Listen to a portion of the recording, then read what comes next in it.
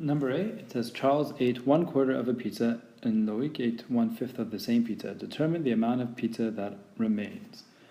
Okay, so first of all, as I showed you in class, I want you guys to begin to write these properly with all the notation and all the words that are required. So it says let X represent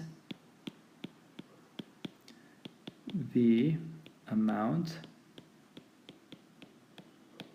of pizza that remains. Okay, so actually take the time to write that. Okay, so now we have to come up with an equation. Now this is one of the most difficult things in math, and I know a lot of you may just say, well, okay, I know how to get the answer if I do it this way or that way and just play around with things, but one of the more difficult aspects of math is writing down an equation, as that will become very important later on in your mathematical lives. Okay, so we start with these little examples to try to create that. Okay, so that when you get a little bit older, you can manipulate them and do more grand things with them. Okay, so X is the amount that remains. Okay, so let's say if you think about it, before we even do anything with X, let's say if we have 1/4 and 1/5. Okay, well, some of you realize that, well, perhaps we can add those together, okay, to see how much they had in total. And that would be a good start, and the common denominator here would be 20.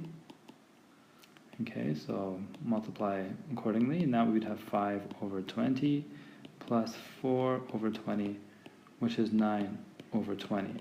So some of you drew like a pizza and it had 20 slices, and that's fine, okay, it's not necessary, but it's okay if you did that. It's nice to sometimes have a visual.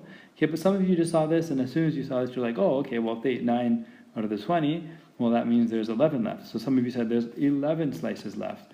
Well, the problem with that is that we never defined how big a slice is. So more accurately, what you need to say is that there's 11/20ths left. Okay, but how did you get 11/20? Now, I know it seems obvious that 11 plus 9 is 20. Okay, so that's the total number of slices if there was 20 slices to begin with.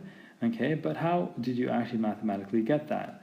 Well, what you simply did is you had the whole pizza, say 20/20.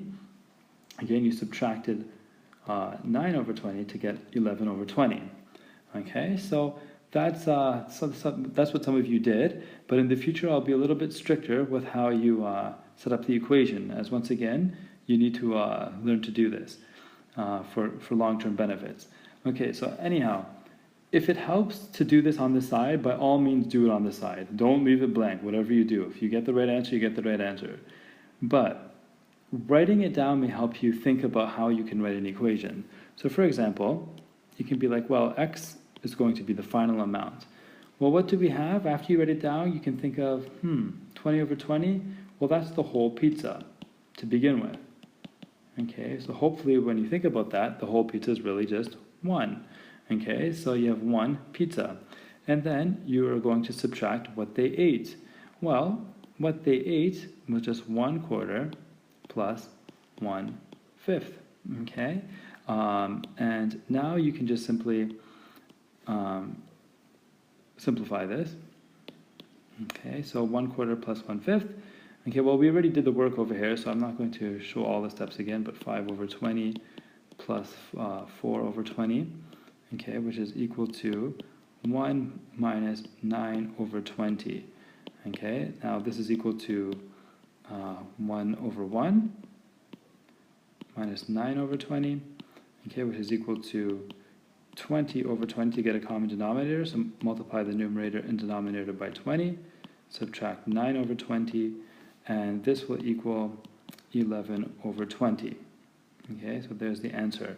Now the last thing you have to do, and I ran out of a little space here, but I'll go on a new slide, is just write a concluding sentence. Okay, and this is important, you write it at the end, so you can just say, therefore, 11/20ths of the pizza